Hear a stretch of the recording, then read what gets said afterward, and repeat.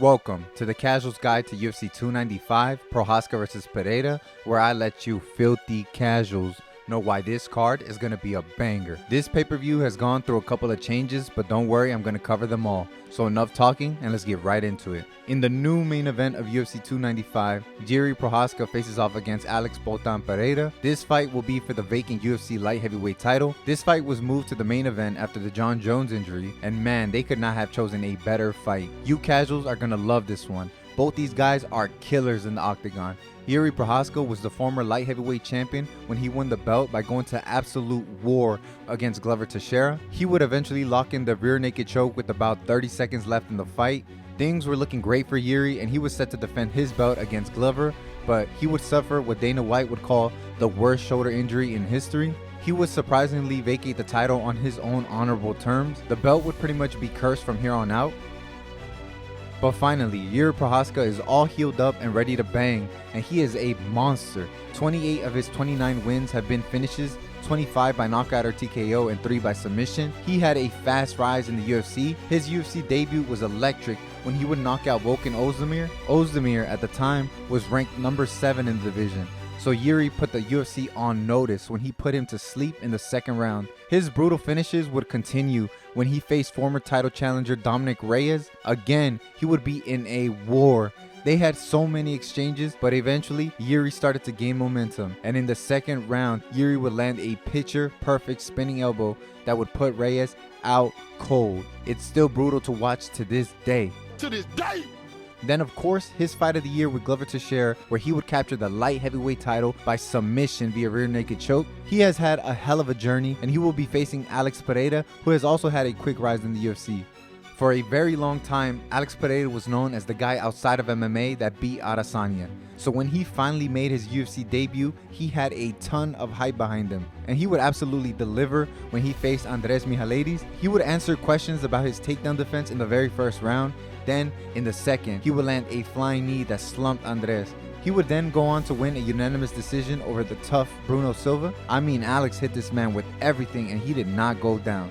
He would take a step up in competition when he would face the ranked Sean Strickland. He would land his left hook from hell that would drop Sean. His win here would set him up with destiny as he would get the title shot against longtime foe Israel Adesanya. And when the time finally came, he would have a rough time. He was getting picked apart on the feet and he was getting taken down. He was on his way to decision loss, but in the 5th round, he would land his deadly left hook that stunned Israel Adesanya. He would win by standing TKO, and in the rematch, he would suffer his very first loss in the UFC. In the 2nd round, Adesanya would draw him in and counter him big time, knocking him out cold.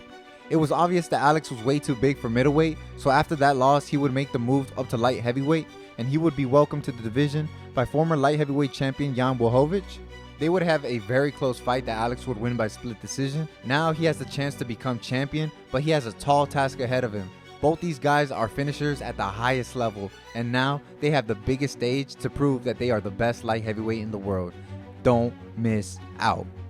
In the new co-main event of UFC 295, number 2 ranked heavyweight Sergey Pavlovich takes on the number 4 ranked Tom Aspinall for the interim heavyweight title. This fight was put together last minute after Jon Jones suffered his tendon injury and pulled out of the fight. To the casuals out there, these guys are the real deal. Sergey had a rough start in the UFC. He would lose his UFC debut to Alistair Overeem. He would get taken down and get absolutely battered, and this would highlight the glaring hole in Pavlovich's game, but he would bounce back and win 6 in a row, all 6 by first round knockout, which is just insane. This guy has insane power. His last 3 have been the most impressive. He would brawl with the heavy-hitting Derek Lewis, and at the end of it, it would be Pavlovich left standing. He would then go on to fight the fan favorite Bam Bam Tai Tuivasa.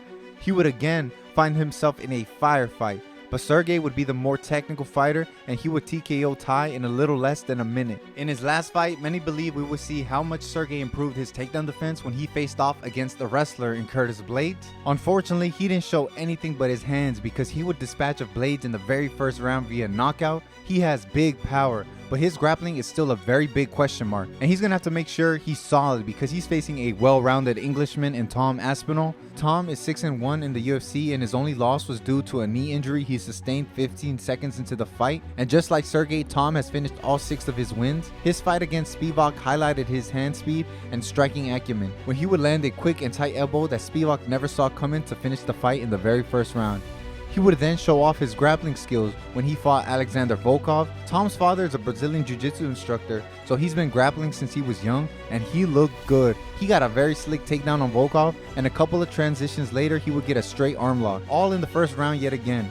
In his most recent bout, he would be matched up against a tough veteran in Marcin Tybura. His hand speed and power would once again prove to be the difference maker, as he would land a flush straight right hand that would drop Marcin. He would end the fight with some ground and pound, blowing the roof off of the O2 Arena. Between these two, there's so much skill, so much power. It's gonna be a great fight. Don't miss out. Ranked strawweights clash when the number 5 ranked Jessica Andrade defends her ranking against the number 7 ranked Mackenzie Dern. Jessica Andrade is a future Hall of Famer at only 32 years old. She has seen it all. She was the strawweight champion a while ago. She won it by literally slamming Rose Namajunas on her head. But this slam kinda exemplifies how powerful Andrade is, and her power has always been on display. She has 9 wins by knockout or TKO with some highlight finishes. She finished Cynthia Calvillo with a barrage of punches that just melted Cynthia in the first round. Her power is hard to deal with, and she would also TKO Katlyn Chookagian with a perfectly placed body shot. She did this a weight class up at flyweight. She for sure has power. And she also finished Amanda Lemos by standing arm triangle choke in the very first round. Her power is always the problem. As of lately, she's been on a rut though, and she has lost 3 in a row, all by finish. She was submitted by the rejuvenated and healthy Tatiana Suarez, and she was knocked out by a perfectly placed counter by Yan Xiaonan. And she also was submitted by rear naked choke when she took a fight against Erin Blanchfield on short notice. And she's gonna have to protect her neck once again because she is facing a dangerous grappler, Mackenzie Dern. Dern has 7 wins by submission, and she has some great grappling instincts. She submitted Nina Nunes by armbar in the very first round, and she would also get an armbar win against Randa Marcos. And before that fight, she hit a nasty knee bar against Hannah Cyphers. She is coming off a dominant win over Angela Hill. The fight was very competitive until it wasn't. Once she got it to the ground, she was hitting submission attempt after submission attempt. Angela Hill would be way too tough to be submitted, but Dern would win by unanimous decision. This is a classic striker versus grappler matchup, but what makes it very interesting is how dangerous both of them are at what they do. Don't miss out. We got a very fun grappling battle between Pat Sabatini and Diego Lopez. And before you casuals roll your eyes, just know that these guys are the type of grapplers that everyone loves. They are always looking to finish the fight. Pat Sabatini has finished 13 of his 18 fights, and 12 of those have been by submission.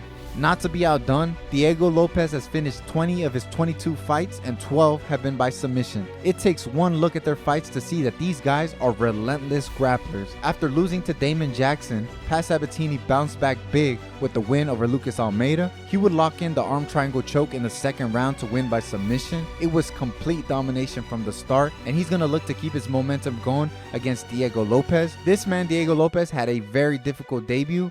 Drake Bell's cousin would face the number 10 ranked Movsar Evloev on 5 days notice. It was a huge risk, but it paid off big time because he went toe to toe with Evloev and even had Evloev in danger at times. He almost had a nasty Kimura attempt. He also had a nasty knee bar at the end of the third round. He would go on to lose by unanimous decision, but he won the fight of the night bonus, and he would win a ton of fans that night. He would follow up big time when he would face Gavin Tucker. It would take him less than 2 minutes into the fight to lock in a triangle armbar. This guy is flying high and has another chance to show how high level his grappling is against a strong wrestler in Pat.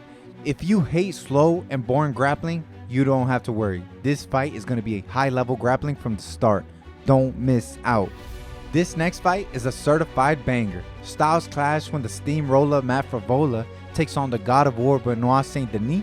Matt Frevola has been steamrolling his opposition. I know you casuals think all strikers versus grappler matchups are boring, but it's the fighters that make the fights, and both these guys hate to be in boring fights. Matt Frevola has won 3 in a row, and his power has been on full display. He has finished all 3 fights in the very first round, and he was able to crack the magnificent chin of Drew Dober with a nasty right hook and followed it up with some ground and pound. He knocked out Adman Azatar out cold when he would make the fight nasty, and he would come out of the brawl as the victor. But before that, he would finish Genaro Valdez with some brutal ground and pound after they were in a crazy brawl where Frevola would drop Valdez 4 times in 1 round before getting the finish. This guy has big power and is always in an exciting fight. He faces another finisher in Benoit Saint-Denis, and you casuals might remember Saint-Denis.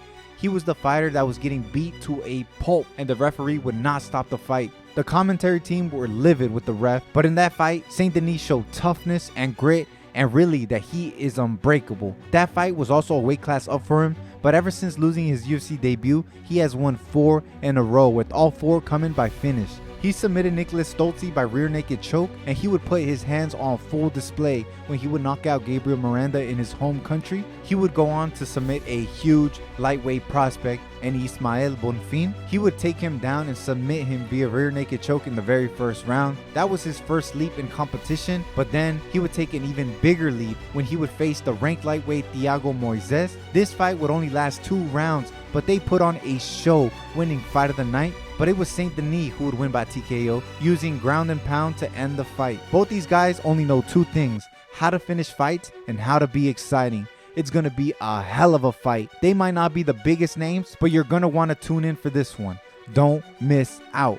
Alright guys, that was the Casuals Guide to UFC 295 Prochazka versus Pereira. I hope you filthy casuals learned a thing or two. If you want to tap into some more fights and some new fighters, here's some that I recommend on this same card. The Black Wolf Nazim Sadikov takes on the Slava Claus Vyacheslav Borchev. Sadikov is a tough prospect out of Azerbaijan with wins over Terrence McKinney and Evan Elder. Borchev is a powerful puncher who can end the fight at any second. That's going to be a very good fight. Be sure not to miss that one. And also Tabitha Baby Shark Ricci takes on Lupita Lupi Godinez, 2 very attractive fighters in the UFC. Yeah, that brother's starving.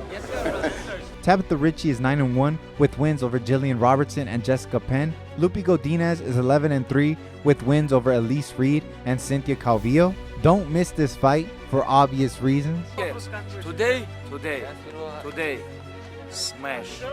But it's going to be a fun one at MSG, and it's going to be a great night of fights. Don't forget to tune in, and I'll see you next week for UFC Fight Night Allen versus Craig.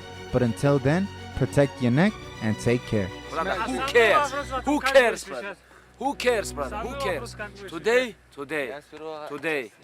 smash.